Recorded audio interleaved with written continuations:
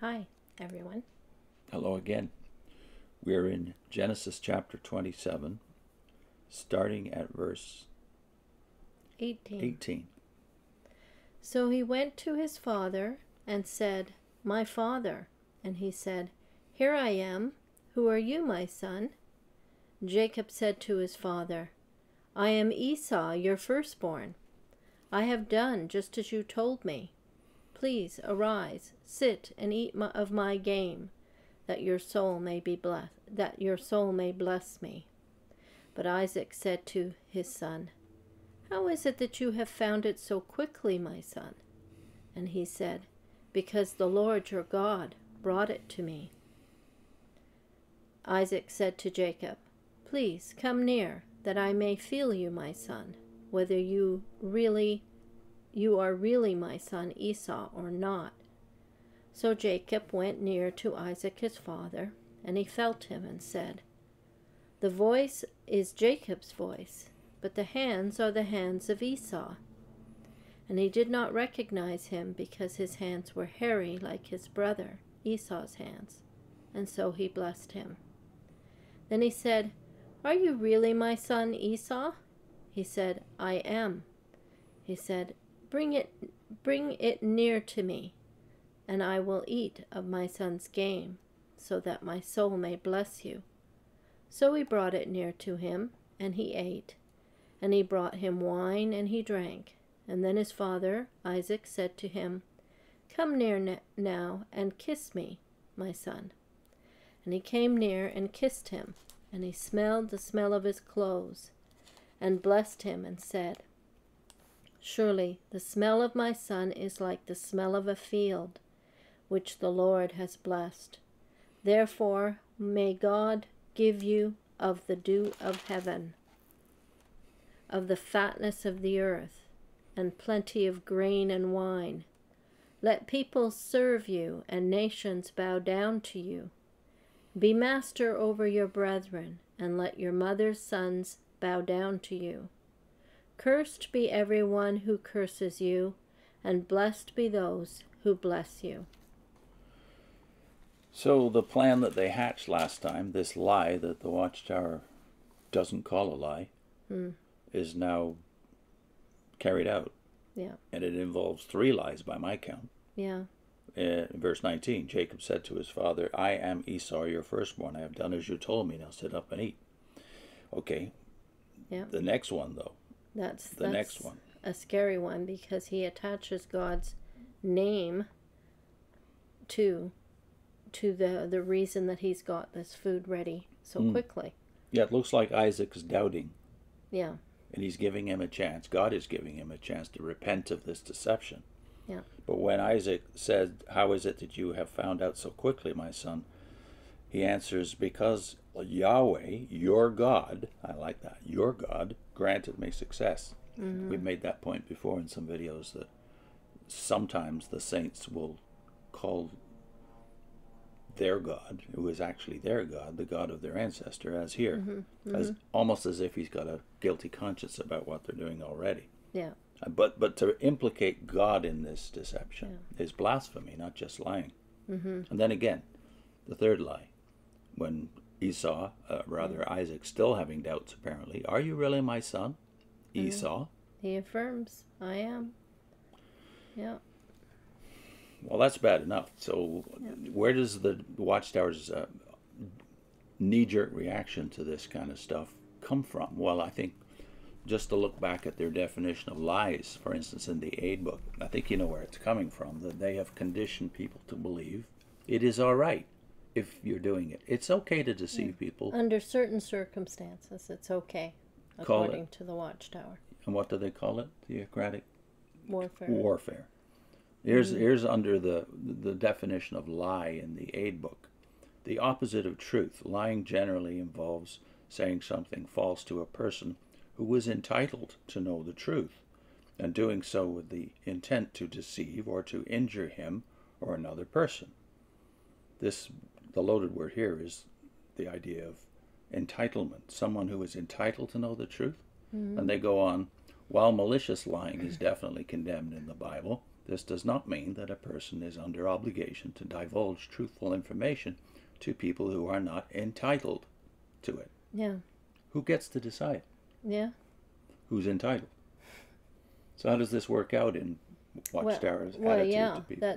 That's. I remember being very shocked at reading this, and then wondering, well, how do we know who's entitled to truth? And the way it plays out now, I know a circumstance that's painful is that oftentimes people, we've heard reports of people not knowing about the death of their loved ones, their parents, their siblings, because they're disfellowshipped. They apparently are not entitled to know this. And I don't know who decides. Is it the Watchtower that decided that, or just the individual witnesses? But if you're conditioned to think only the people that are in the organization are the good people. So your obligation to love your neighbor is in effect canceled by the attachment of the neighbor. Yeah. Or disattachment. Yeah. Yeah. In the blessing itself, you can see the tracing out of the promises given through Abraham and then to Isaac afterwards when he says, "See the smell of my son. This is of the smell of a field that Yahweh has blessed." So the tying of the promises to the land, and then may God give you of the dew of heaven and of the fatness of the earth and plenty of grain and wine. There's the paradise idea built into the land promise. And then after that, let people serve you and nations bow down to you. Be Lord over your brothers. So there's the theme of a nation on earth, organically related to each other, and that other nations, other peoples will serve that nation. There's the kingdom concept and the King of Kings concept. Yeah. And then, of course, the blessing of all nations. This is not to set one nation above all other nations permanently. This is for the ultimate blessing of all of mankind. And the blessings are not attached to their deeds. It's just, he's just giving this indication that it's being passed on from one parent to the next. So this is something we misunderstand, I think, if we're coming from a cult that demands faithfulness. Is we tend to link unconditional promises of God to favoritism. Yeah. Whereas in the Bible, even here in Genesis, the promises of God given to Abraham are now passed on unconditionally because he had said them unconditionally to Abraham. They're being passed down now to the third generation. But on the other hand, this is another point you missed, the sins of the fathers do catch up with the children. Yeah. So Jacob's character, and I say Jacob deliberately because we're talking here about his original name, the supplanter or the liar, his character is passed on to his descendants.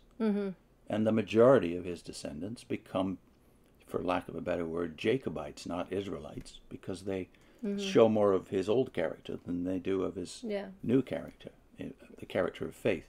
So you see a lot of times in the Old Testament when it's talking about Israel, it will say Israel sometimes, but other times it'll say Jacob. Yeah. And when you look at it, it's oftentimes when they're in unfaithfulness, they're called Jacob. That's right. And when they're in faithfulness, they're called Isaac. So that's I think one of the things that hits us in the face when we come out. We realize the relationship with God is not conditional on their faithfulness, or else they'd be failed from the very beginning. And he wouldn't be able to find anyone. That's right. To fulfill it. So here's a text that we should think about all the time, because about 1,400 years after these events involving the deception, God says this through Malachi. This is Malachi 3, verses 6 and 7. The very end of the Old Testament. I, Yahweh, do not change. Therefore you, O children of Jacob, are not consumed. From the days of your fathers you have turned aside from my statutes and have not kept them. Return to me, and I will return to you, says Yahweh of hosts. So you have that paradox then that you're not equipped for if you think like a Jehovah's Witness, namely that God's promises go on, even if they are just fulfilled through the remnant of faithful Israelites as they were in the New Testament, and had been all these 1,400 years between Jacob and Malachi. But on the other hand, the nation as a whole is being continually chastised and corrected for what they do wrong, their failure to live up to the covenant. That is I the law think covenant. the history of Israel is is an illustration of the need for grace. Yeah. And that continues into the New Testament with the church. We should stop looking for perfection in any group or individual. That's right. So I know we've got a trio of quotes, right? Mm-hmm. I was going to read one from Campbell Morgan. He says, "The deceit of Jacob actually practiced creates a pitiful and pathetic picture. He came into the presence of his father with a positive lie upon his lips, to be followed by a blasphemous lie in explanation." Yeah, he doesn't cover over the sin. Kidner has an interesting observation about Isaac's dependence on his senses for his decisions, right? Mm-hmm. He says, all five senses play a conspicuous part, largely by their fallibility. In other words, don't trust your senses. In this classic attempt to handle spiritual responsibilities by the light of nature, ironically, even the sense of taste on which Isaac prided himself gave him the wrong answer. Rebekah had not the slightest doubt that she could reproduce Esau's gastronomic masterpiece. Had she often smarted under this? In other words, did Rebekah have some resentment towards Esau's desire for his son's food? Yeah. Hmm. She says, it says rather, Rebekah had not the slightest doubt that she could reproduce Esau's gastronomic masterpiece. Had she often smarted under this in a fraction of Esau's time? But the real scandal is Isaac's frivolity. His palate had long since governed his heart and silenced his tongue, for he was powerless to rebuke the sin that was Esau's downfall. He now proposed to make it his arbiter between peoples and nations. Unfitness for office shows in every act of this sightless man rejecting the evidence of his ears for that of his hands, following the promptings of his palate and seeking inspiration through, of all things, his nose. Yet God put those very factors to work for him. Hmm. So he could have trusted his ears, which told him this is not Esau. Yeah, and the voice, like he could hear that this isn't him. Hmm. Who's up next?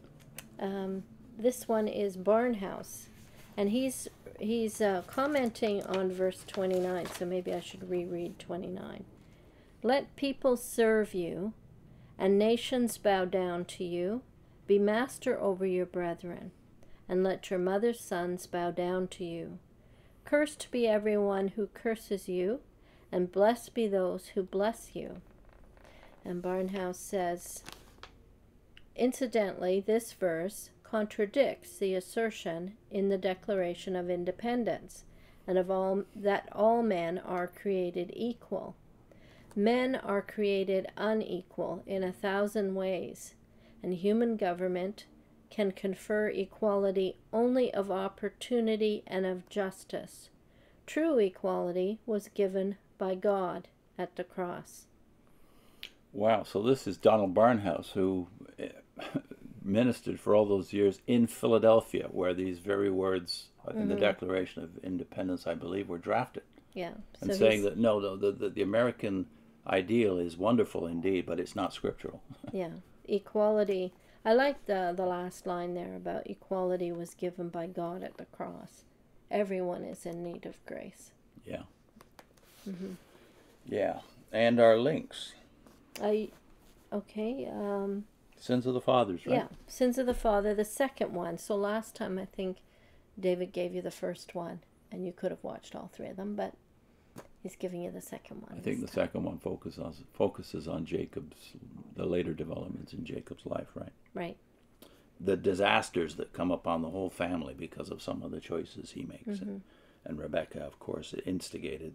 The first great disaster is the separation that we said last time. Well, it's forever on earth for Jacob and his mother, right? So grace doesn't take away the consequences of your sins. Right, but God goes on faithfully blessing you.